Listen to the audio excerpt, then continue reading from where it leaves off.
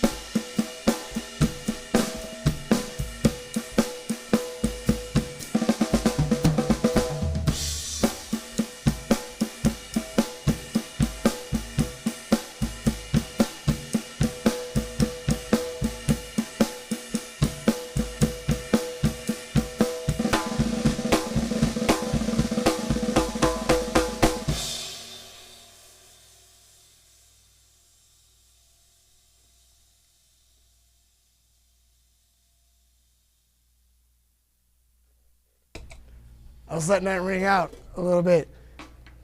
Because as I was saying, there's a lot to talk about going on right now.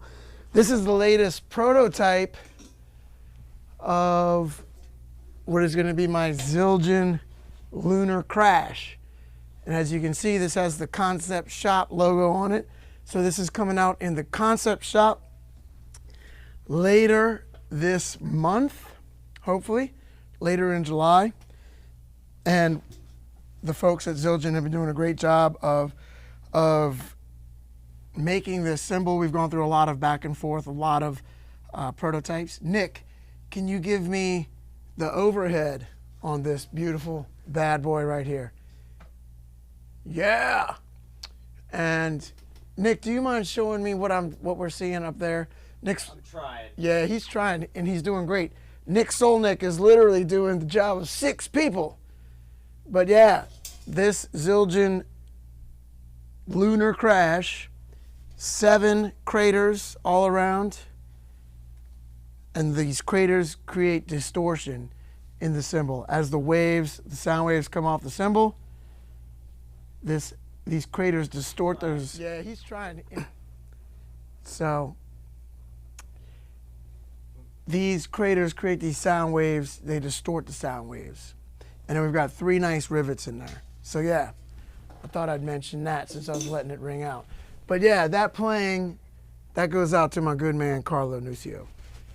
Love you, Carlo. And I love everything that I've ever learned and gotten to experience from him. So we are going to talk about drums, about music, about upcoming projects. We're going to take questions. So since our last Wednesday Night Live, I'm going to try to make my answers shorter so that we can take more questions. So y'all let the questions start ripping. Nick is going to read some of them off to me. And so while y'all let those questions rip, let me talk to y'all a little bit about some of the upcoming things that we have going on. I'm going to be going this Saturday, July 9th, going out on a 2-day run with Galactic. And then from there, I go to Levon Helm Studios at Levon's Barn. And we're making a record with Eric Krasno and Eric Finland. As I mentioned earlier, Eric Finland is a great organ player. He's going to be playing organ and pushing bass. And this is the new Krasno More project. And we're going to be recording at Levon's July 11 through the 14th. And then we're playing a show in the barn where we've been recording for a few days. We're going to play the show on the 14th, the night of the 14th. And this is an absolutely magical spot to see a show. If you're in that area, anywhere near Woodstock, in New York or any of the surrounding areas, I invite you to come check this out. There's still a few tickets left, but this is going to be a beautiful show. And this is where I filmed and recorded Groove Alchemy. And then I got to go back later with my trio, with Anders Osborne, and do a ramble opening for Levon. And that was unbelievably magical. Got to hang with him in his kitchen afterwards. And I'm super psyched to be going to do this record. I shipped off 2 snare drums yesterday to the studio, 2 snare drums that I really want. And we've been working on some demos remotely with Kraz and Finland. So Finland will record to a click or a drum loop, send it to me, then I play drums to it, then we send it to Kraz. Kraz puts guitar on it, and it sounds like a full realization of what we're trying to do. So we're really psyched with all these demos that we've been doing. We've been having a blast doing it already. We get on Zoom, and then we talk about, okay, you do this, you do this. Stanton, you play drums to this. Kraz, you play guitar to this one. Finland's going to work on this one. And then it's been super effective. And Nick has been in here helping me with all that. Shout out to big Nick Solnick. So that's all happening. But here's something I'm really excited about. is that on Saturday, I am leaving, like I said, July 9th. But what is interesting and special about July 9th coming up is that this will be my 50th birthday. So to celebrate my 50th birthday, I am doing a 50% off discount sale on Stanton Drum Academy, my online drum school. If you have been seeing some of the lessons we've been posting, some of the clips, those are just tiny little snippets, not even the tip of the iceberg of all the material that's inside the Drum Academy. We're up to 40 lessons now that have notation on the screen and have PDFs, plus there's a shuffle course, plus there's, all kinds of stuff in there, hours and hours of material where I'm sharing my 30 years of drumming experience. We film it in here, I write it out, and then it's all there. So it's 250 pages of PDFs and hours of videos. You want to know about my buzz rolls, you want to know about different stickings, you want to know about different fills, different grooves. A lot of that is all in the Academy. And until Monday, to celebrate my birthday, I am running a 50% off sale on monthly and annual subscriptions. Check out that graphic, man. Look at that. And the code is just Happy 50th. Happy 50th to me, and I'm sharing that with y'all. So look at that graphic, Nick. God, we've come a long way since the beginning of COVID, when I just started opening my computer and going live on Facebook. So cool. I see some comments and some questions and some shout outs popping up in here. Nick, do you want to read some of these off? And do you have a Nick mic today? I'm working on it. He's working on it. We're going to get to a point where we've got a Nick cam and a Nick mic and Nick cam. See if we can get that working. Oh, there is a Nick cam. There is a Nick cam. Hey. Nobody ever told me when I wanted to play drums that to really move forward in the world, you're also going to have to learn how to do live TV. Yeah. So bear with us while we work our cameras and live TV. Yeah, no We're admittedly not TV folks yet, but we're working on it. So Nick, how about some of these questions, man? You want to read me off some of these? And shout out to my lovely wife, Lauren Del Rio, who may be watching.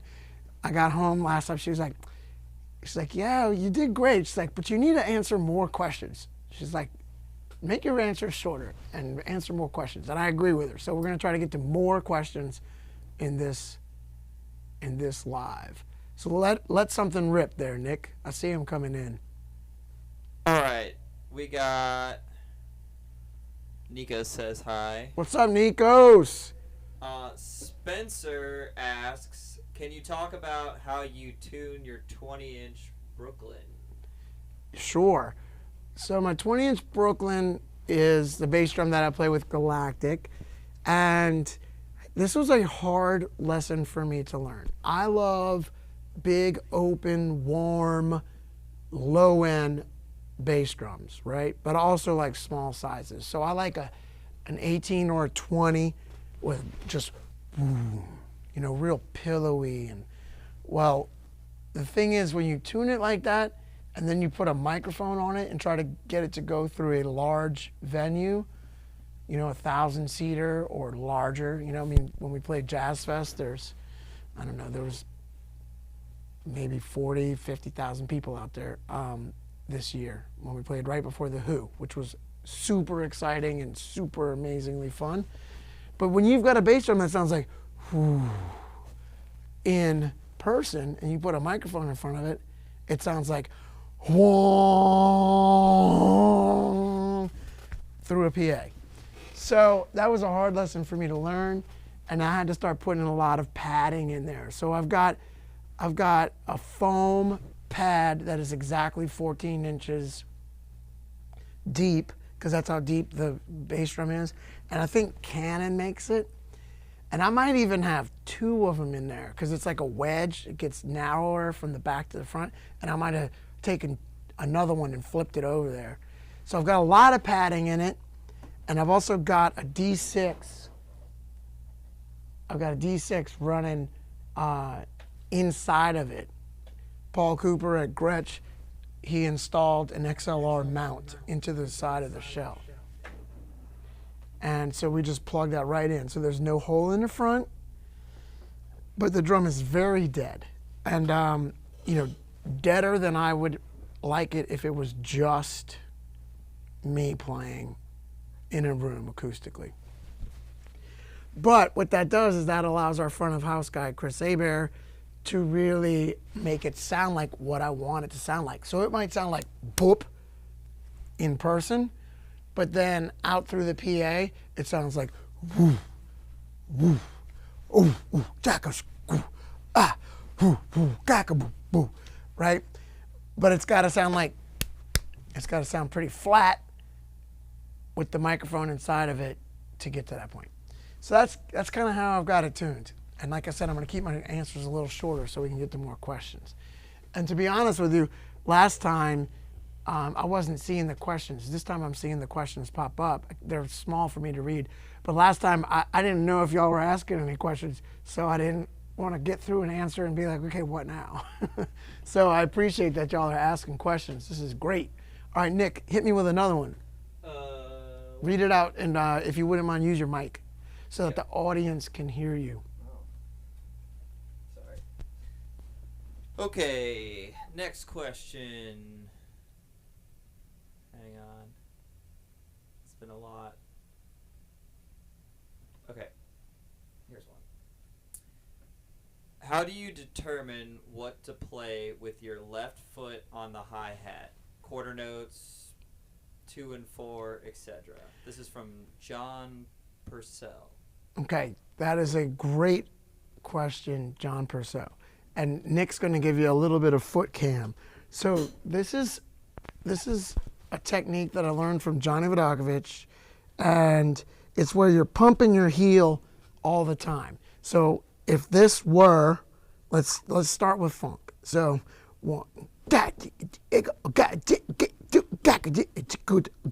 so here's my heel pumping, okay? Now here's backbeats. That's where your backbeat would be, right? But a lot of times, John, I'm going.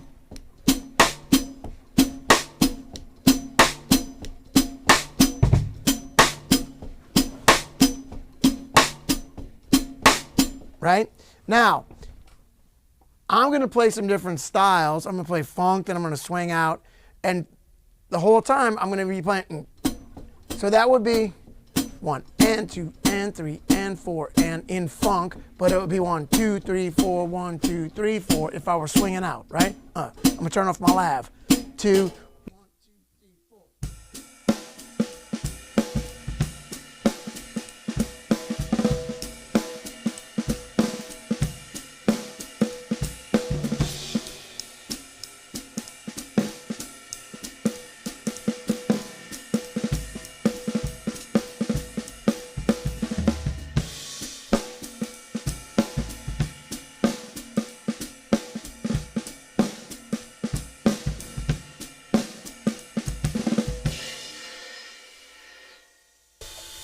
Now, I like that a lot because it kind of adds kind of like it keeps the groove going, adds a nice flavor. It's also referencing swing at the same time that you're playing funk, which I really dig. I really dig having kind of a, swing approach to playing funk.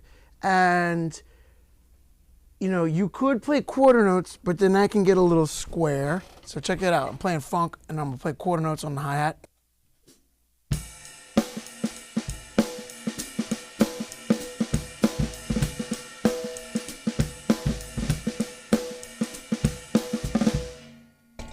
But, I went to Cuba, and Pedrito Martinez, it was a homecoming tour for him. And I was supposed to go the year before, with Ned Sublet, and there was a hurricane coming at New Orleans, so I came home and didn't make it to Cuba.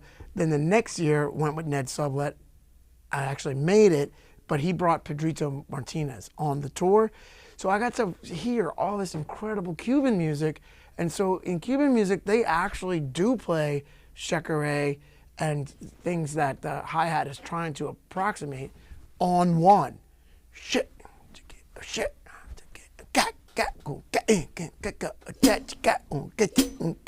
Whereas in America, we would go, so, you know, really, and I'll watch Herlin Riley play sometimes, and he'll play the hi-hat more on 1 and 3, which is a very Cuban and African thing to do. So really, you know, if somebody tells you that playing the hi-hat on 1 and 3 is not hip, in American music that might be true, but then it's super funky too in Cuban and African music. So sometimes I do that. Sometimes, like Hey Na Na, when I'm playing with Galactic, sometimes I'm playing the hi-hat on 1 and on quarter notes, right?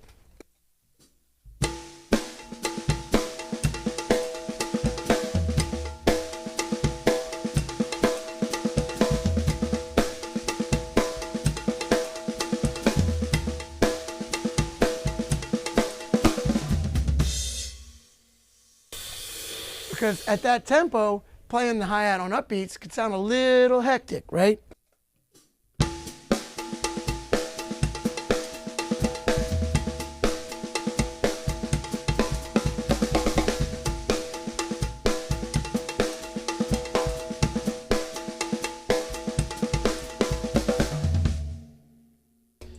I don't know. So it's just a preference thing, but if your foot is rocking those eighth notes all the time, then you can just choose it. So watch, I'm gonna play that same groove and I'm gonna move the hi-hat around. Give me that foot cam one more time, Nick. Check it out.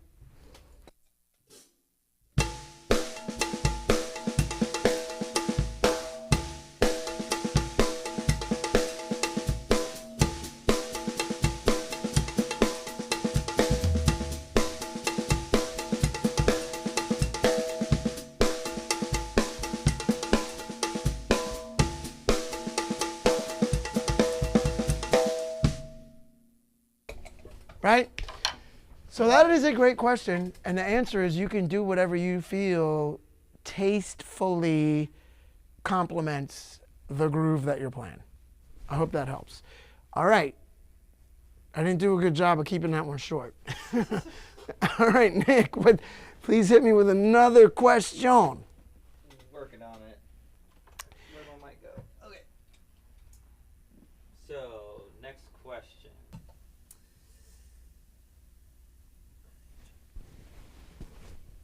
And then while you're pulling up a question, let me, since I started, let me talk about other things that are coming up. You know, so I leave, as I said, on Saturday, go out with Galactic, go do this record with Kraz in Finland. Then I'm doing 2 weeks with Les Claypool, with Les Claypool's Bastard Jazz, with Mike Dillon and Skerrick. So we're trying to keep these lives to an hour. So today I'm actually going to have to stop at 6 because I have to get on a production Zoom for the Les Claypool tour. But that's coming up. So I'm doing that, playing 2 weeks with Les. So that's cool. I'm saying all this because I'm just super grateful and happy to be getting back to work and to be playing. And I'm playing a lot, which is really, really cool. Nick, what were you trying to tell me, buddy? Actually, this is a good one. Good question. To playing with an organ trio. Uh-huh. How do you approach playing with a bassist different than with an organ trio? Yeah, that's a great question. And, you know, it's not just how you play differently with a bassist as an organ player. Because, you know, in general, an organ player is playing left-hand bass, and because they're doing the job of 2 people, their left hand might be a little less active than, say, a bass player. But then you get some organ players who are so good at kicking left-hand bass that they get active as well. So it's not just a bass versus an organ where the organ player is playing bass. It's how does that bass player fill up space? So some bass players leave a lot of space, right? Like, Robert Mercurio, for example, with Galactic, he leaves a lot of space, plays with a really nice round tone, right? And then you might sit in with Dumpster Funk and you've got two bass players. You've got Tony Hall and Nick Daniels, both amazing bass players who played with the Neville Brothers and all of the Meters. And, those guys, when they're playing two bass players, there's a lot of bass function happening, right? So you really got to lock in with those guys, and you might want to lock in and stick on one groove and just nail that groove and make sure you lock in with those guys. And then if you've got an organ player who's playing with a lot of space, and if he's playing a solo and he's getting more active with his right hand, okay, and he's getting not kicking so much bass with his left hand, then maybe you can interact and really start to get a little bit more active and play some more interactive stuff and make sure that the time is still there, but you can not just worry about being a freight train and playing that pocket and that groove over and over. If I'm playing with Nick Daniels and Tony Hall and there's a lot of bass going on, I will just lock that stuff down to make sure it's just perfectly in time and nobody ever questions where the time is. But then if I'm playing with an organ player who's getting really expressive and playing a solo and it's just me and him and I can really interact, and then it's just two people playing the solo and the bass and the drums, whereas when you've got, say you're playing with Dumpster Funk, you've got two bass players plus guitar plus organ, and then you got a horn player. That's like a lot of people holding down the time beneath the soloist. So I might be less interactive in a situation like that. So it's just about deciding how interactive you're going to be. You don't want to be too interactive when you've got 6 people actively trying to lock into a groove. 2 bass players, 2 guitar players, an organ player, and maybe, the horn soloist. But if it's just you and an organ player, you can get a little bit more expressive and a little freer with it. I hope that helps. So, next question, Nick. Here's a good question.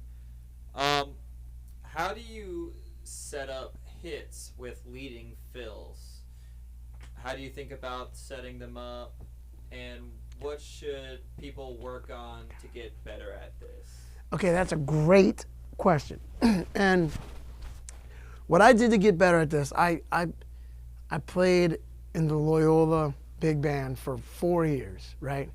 And to be honest with you, I'm going to be very honest, I was frightened to death because I was starting to think I was getting my thing together, which I wasn't. But I went to Loyola, and the drummer in the big band before me was Brian Blade. And Brian went from Loyola to UNO. So I was frightened to death to follow Brian Blade. I mean, in my opinion, one of the greatest drummers of all time, one of my favorite drummers of all time. And so I was a little bit kind of in shock, I guess, just intimidated. And another drummer, Louis Romanis, won the audition, my first semester there at Loyola. And then I decided I didn't really like losing very much, so I decided I'll never let that happen again. So for those of you who know me at all, I'm a little competitive. So what I did was I started practicing a lot, but I wrote myself out a grid of hits, okay? So that when I had to sight read in the audition coming up, I knew how to hit the hits. So what I did was, if you're swinging out, I wrote out 1/8 notes. So I wrote out 1, okay, in a measure, repeat. So 1 and then rests, and then an 1/8 note rest and the and of 1, and then three rests. Repeat. Then the two, beat two, right? Repeat. The and a two, repeat. So I would like, so I would work on, let's just work on the and of two, right? I'm putting myself on the spot. But, so this is what I would do. I would just work on being able to set up the and of two.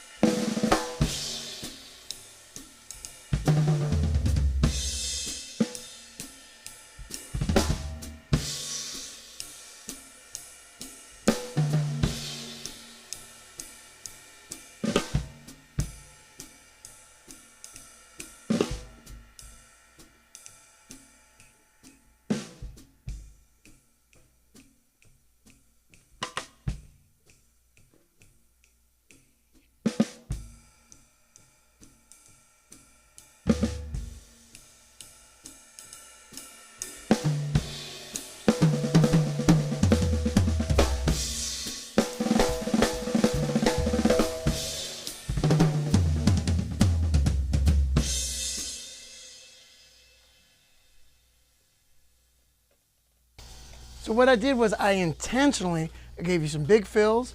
Then I was like, yeah, but what if it's really quiet? What if you got to do like the simplest fill in the world? And then I started building it back up into like, what if I was playing a solo and I had to hit that hit, right? So that's what I started doing. And I intentionally did like 16th notes and like some other stuff that just to make sure that I had everything at my disposal and could set up that and a two, right? So I would just work on the and a two over and over and over. You know which one is really hard? The and a three. 1, 2, get, 1, 2, get, right? So I would just work on that.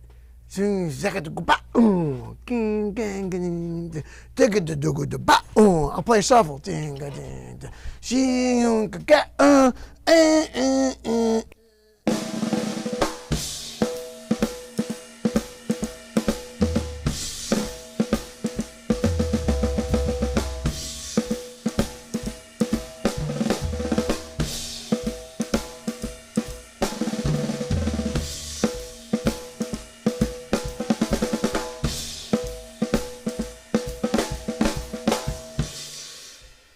All right, you see that? I just messed that up.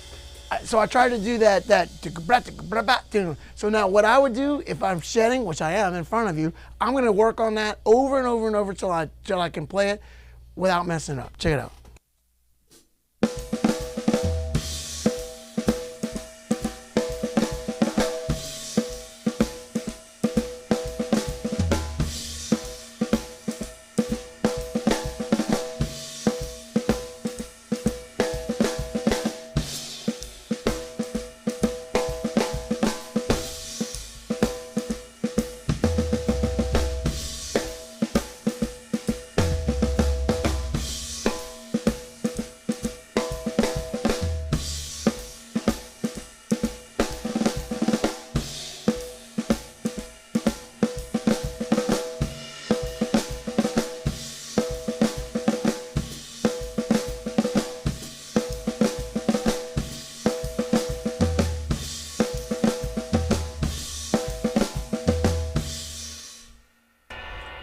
So I finally landed on something at the end there. I like that. Okay, that was nice and strong. Because not so great. Watch.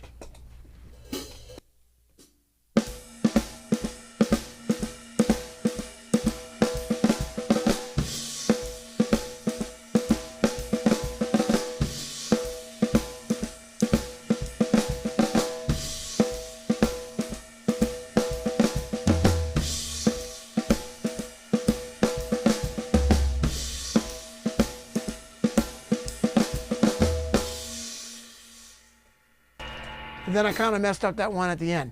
But what I like now is that so if I was playing a chart, And I knew, we've been rehearsing it, and then here comes the concert.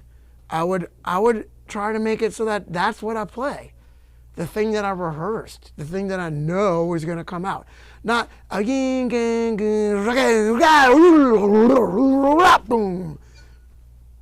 nobody's going to know where that is. So when you set up hits, you want to make sure that you know where it is and the whole band knows where it is. And then you'll notice though, man, some of the great big band drummers, they set some of the figures up the same way every time. You're not trying to stump the band. You're trying to set the band up, set them up for success, So it doesn't have to be complicated, and you might want to play the same damn fill. I know everybody wants to sound like stream of consciousness flow. Well, you flow into a hit and the band doesn't make it, then guess what? You're going to flow out the door and they're going to get somebody else. Oh, that was good. That was on the spot, Nick. That was on the spot. Nick likes that. Man, we got to get a camera on you because we're having so much fun. He's over there laughing. Right here. It's right on the top. Papa Joe Jones, sets up hits better than anyone I know. Yeah. Yep. And so it doesn't have to be complicated. It's got to be musical and solid. All right, that was a great question. Okay, but I did that. I wrote out a grid of all the possible notes, and then you've got figures like bat down, down.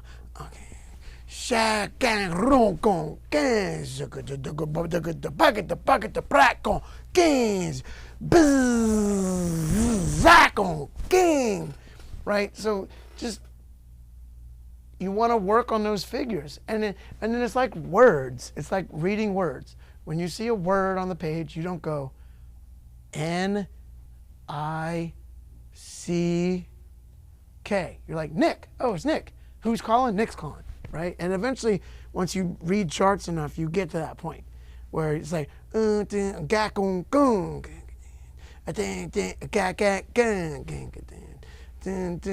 note, so it's an eighth note, quarter, and an eighth note, right? So 1, 2, a backing scone, and when you see that, you know what it is. Got some more questions. Some more questions. Keep them coming. Some good ones. Good ones. Well, you had mentioned Brian Blade, but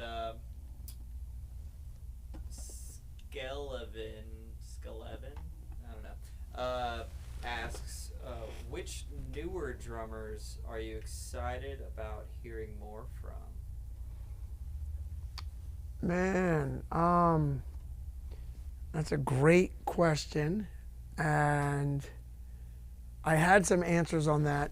I had my head full of new dudes that I was really excited about. Let me think on that for a second. Because there are some great cats, man, that I'm really excited about. Joe Dyson. Oh yeah, Joe Dyson is great. Just let me think about just here in front of me, in New Orleans, guys like Devin Trosclair, who's playing with Dumpster Funk. Shout out to Devin. Shout out to Trenton, who's playing with the Rumble, and I got to hang with Trenton after the Rumble played one night, and it's really exciting to me to hear these younger guys now talking about cats like Russell Baptiste. These younger guys who are younger than me realize how deep some of the guys that are older than me are, like Russell. So we talk a lot about, oh man, the younger kids don't get it, and I don't necessarily think that that's true. There are some people who don't get it yet, but hopefully there's hope for them. But some of the young guys do get it, man. They're checking out all the roots, man. They're checking out all the Mardi Gras Indian stuff and the brass band stuff and the history of where stuff comes in from, and they're checking out, to me, the OGs, and the OGs, of course, are like Zigaboo Mona Lisa, James Black. You know what's amazing is that every gig I go to in New Orleans now, they're playing James Black tunes. That's incredible. You know, you guys have heard me talk about James Black a lot. One of the greatest New Orleans drummers, musicians, and composers to ever come out of New Orleans. He wrote stuff in the early 60s that is still challenging us to this day. Odd meter stuff, odd forms, beautifully lyrical and musical, but challenging, man. Kicking our butts all over the place, and still to this day. So it's really exciting for me to go see some of the younger guys who are doing that, you know. Alvin Ford, you know, Alvin's not as young anymore, I guess, but he would come and hang out when he was 18 years old. Joey Peebles, so you know, Alvin and Joey are playing with Trombone Shorty now, but those guys are getting, you know, they're getting older now, and then there are younger guys younger than them who are coming up, who are asking me about what was it like to see Russell Batiste in the 90s, and I'm like, it was like watching a hurricane try to mount a volcano while an earthquake was happening. I mean, it's just like the most powerful thing I've ever seen in my life. And so, you know, that these younger musicians are really interested in that's inspiring and encouraging to me. And I'll think of some more younger guys. And, you know, there's just so many. Isaac Eady. Yeah. Yeah. Derek Trucks. Yeah. Peter Varnado. Bad, man. Bad. Shout out to Peter. Brian Richburg Jr. Yeah. And, you know, these are just cats that right here in New Orleans, because I love going out and hearing the cats here in town. And I love going out when I'm on the road and hearing cats, you know. You know, Pedar. And I don't know if I'm pronouncing his name right, but playing with Corey Wong. I just met him, and we got to hang just the other day, and he sounds amazing. Killing. So soulful, man. So much facility, too, but when it's time to lay into a detuned snare drum and sound like Al Jackson, it's freaking incredible. So, yeah, man, there are a lot of great young cats coming up, and there's some shout-outs to some of them. A lot of questions. Great. Let's see. How do you use 3 against 4 or vice versa in jazz? Okay, that's a great question. 3 against 4. All right, so the simplest thing you can do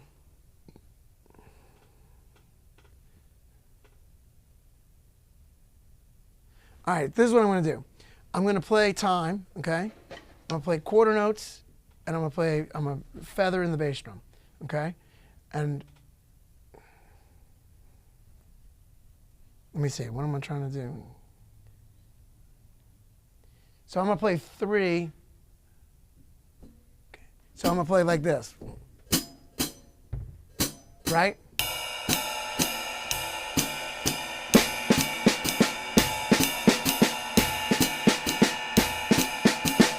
Okay, now, can you do that and then can you switch hands, right? And this way you're really going to feel that 3 against 4. And a way to feel it is eat your goddamn spinach, eat your goddamn spinach, right? And I'm going to switch hands. Check it out.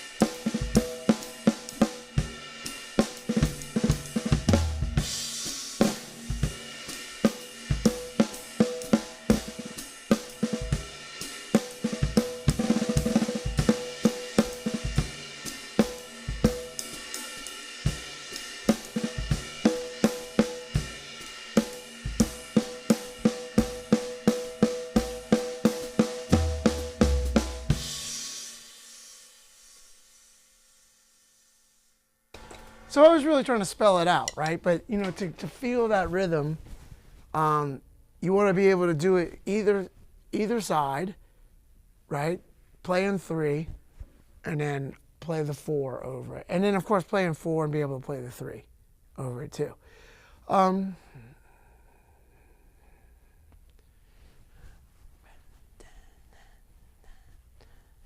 So that would be 1, 2, 3, 4.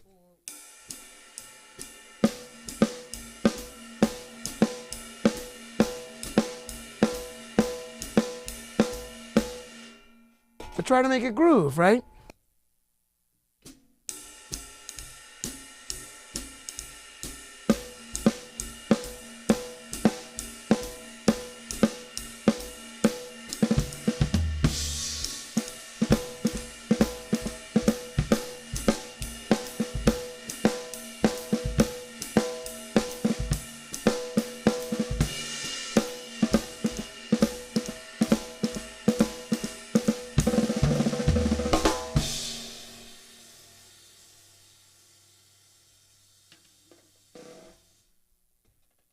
Cool.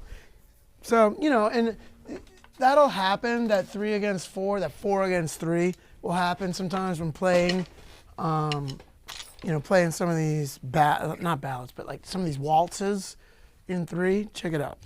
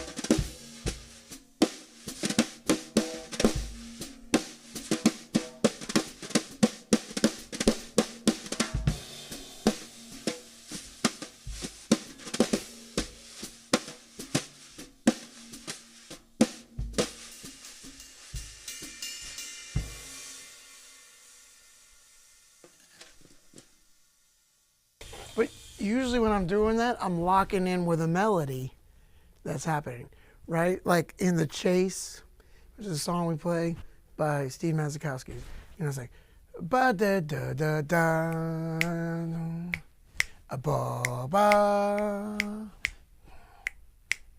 ba da da da, a ba ba ba ba ba ba. Ba ba da, 1, 2, 3, ba ba da da da da da da da da da, 1, 2, 3, 4, boom, right? So we got 10 minutes, Nick's telling me, and then we're just gonna have to plan another one of these. I'm trying to do these about once a month, so keep an eye out, because you know I'm traveling a lot now, which I'm so grateful for. So I can't do these every week, but I'm going to try to do them every month. So keep your eyes out, please, on you know, trying to tune into these next time I do them. I was just thinking about things I want to say to y'all. So, you know, if you're not following me yet on Instagram, please check me out there. Facebook as well. I've got a page there. I'm just starting to get into TikTok, and I'm not doing TikTok dances. I'm just posting fun stuff. So check me out on TikTok if you're. I'm gonna make a YouTube poll and see how many people want you to do TikTok dances. I don't think my wife does not want to see that. She does not want that. And of course, please, you know, the purpose that I'm doing these lives on YouTube is I'm trying to grow my YouTube channel. So please tell your friends about my YouTube channel. I'm posting stuff on here all the time. We just, a couple of days ago, posted a video about how to tune the drums in a throw and go festival situation when you've got 30 minutes. Like, they wheel the drums out on the stage and they're like, okay, you've got 30 minutes now. and the drums are already on the stage, and you're in front of the audience, and you've got a tune. And Big Stan Zlatkowski, thank you, Big Stan. He came out and filmed this, and it's doing really well. And we're going to do a lot more behind the scenes kind of stuff. And I'm really excited about that. So if you're not following, if you're not subscribed to my YouTube channel yet, please subscribe to the YouTube channel. Please hit the notification bell so you're notified when I come out with new videos, which we're going to be trying to release a new video every week. I've got my killer SMDA production team. I've got Nick Solnick filming me here. I've got Big Stan helping me edit, and he comes and films me out in the field. And we've got Dallas Quick, who is filming me, and he's in Seattle. He came out to Red Rocks. We got a Red Rocks behind the scenes in the works. So Dallas comes out and films me in the field and then edits as well.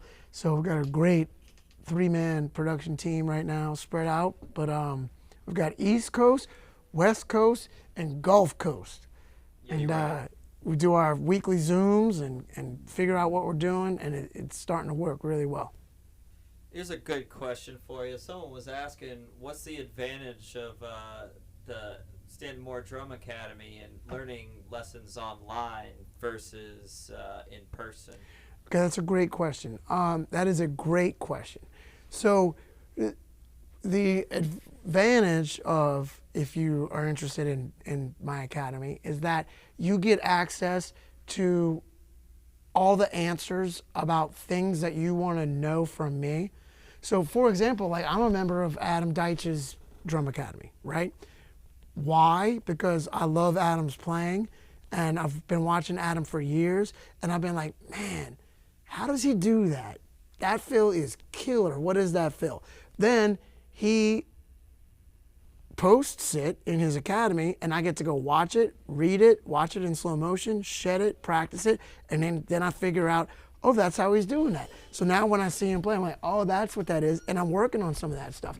And Adam and I have hung out so many times, but you know how many times I get to spend one-on-one time with him at a drum set? Almost never.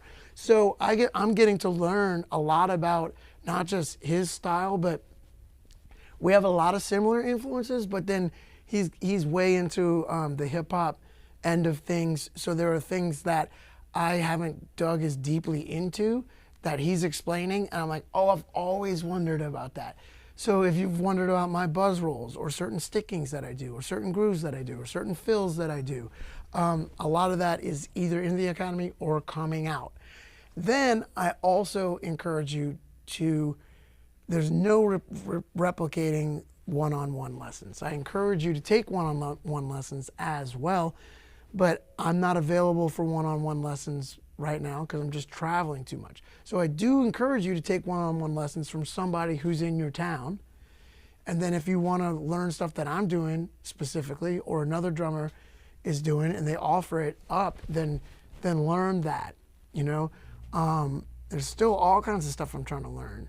And so I love learning stuff online. I'm learning stuff online from Adam. I'm learning stuff online from other cats, you know. And but I go in person and watch Herlin Riley in person. I watch Pedrito Martinez, I just saw him in person. Pedro Segundo in person.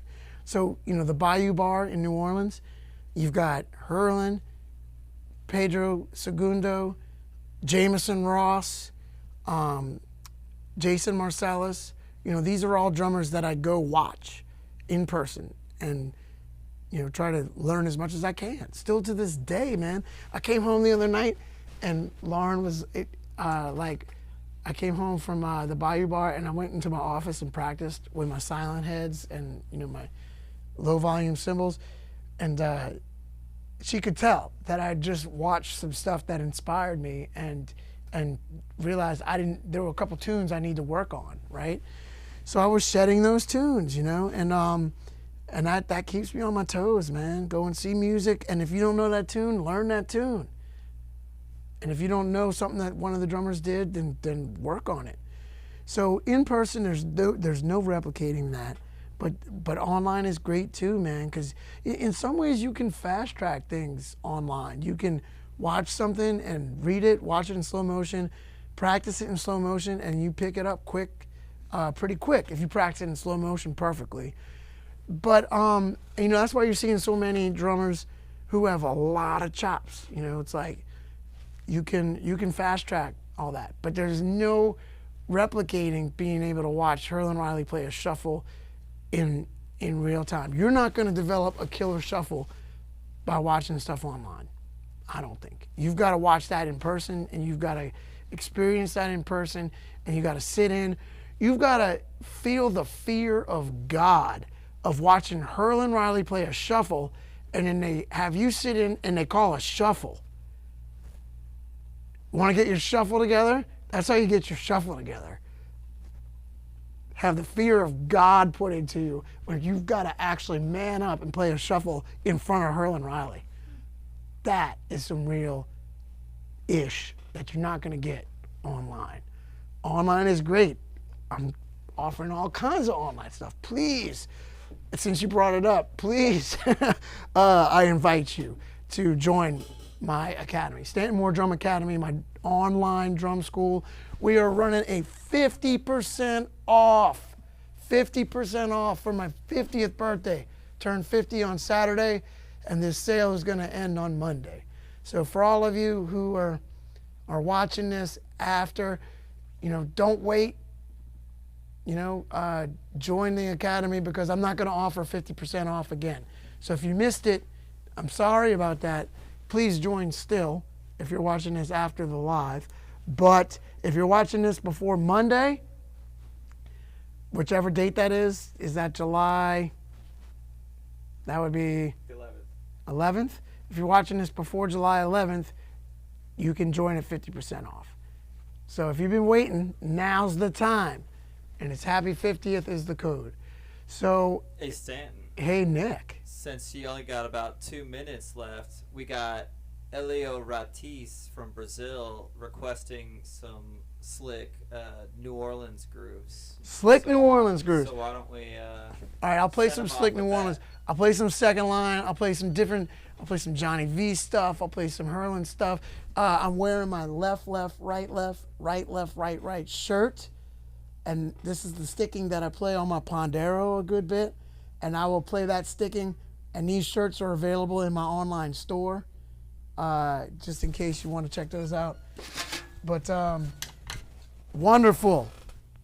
So much fun. And also, this 50% off deal still comes with the 14-day free trial. So you still get to try the Academy for 14 days for free before you have to pay anything. So you really have nothing to lose. And now's the time if you've been thinking about joining the Academy. I'm going to play some New Orleans stuff, and I'm going to have fun, and I appreciate y'all tuning in. Yes, indeed. Here we go.